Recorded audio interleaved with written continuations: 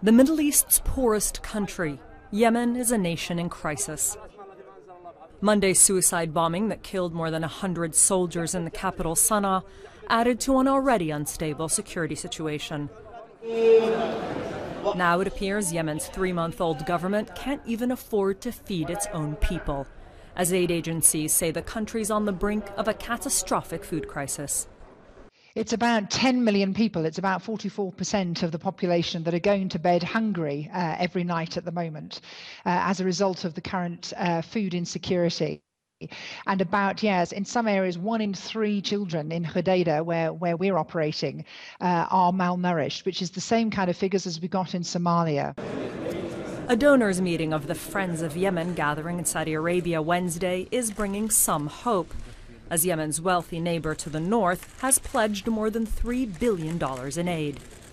But it remains unclear when the money will arrive and how it will be spent. The statement issued Wednesday by a group of aid agencies says the nation's political upheaval has caused hunger to double since 2009.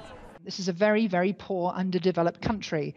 So when you have political turmoil in an underdeveloped country, it does things like the fuel prices increase, the food prices increase. There is actually food in the markets here, but people simply can't afford to buy it. A UN humanitarian appeal for nearly $500 million of funding has so far raised only 43% of what's needed. During CNN's most recent visit to Yemen in February, we saw children begging for money on the streets and wasting away in hospitals due to malnutrition.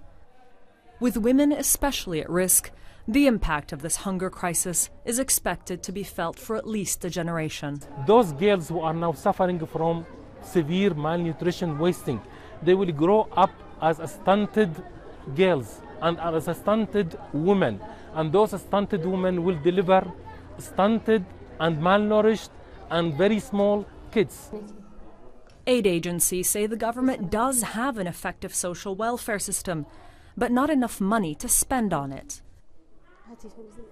As the government spends more on security to battle the threat of militant extremists, including Al-Qaeda, the second battlefront is proving to be a more deadly, if more silent killer. Schams Elwazer, CNN, Abu Dhabi.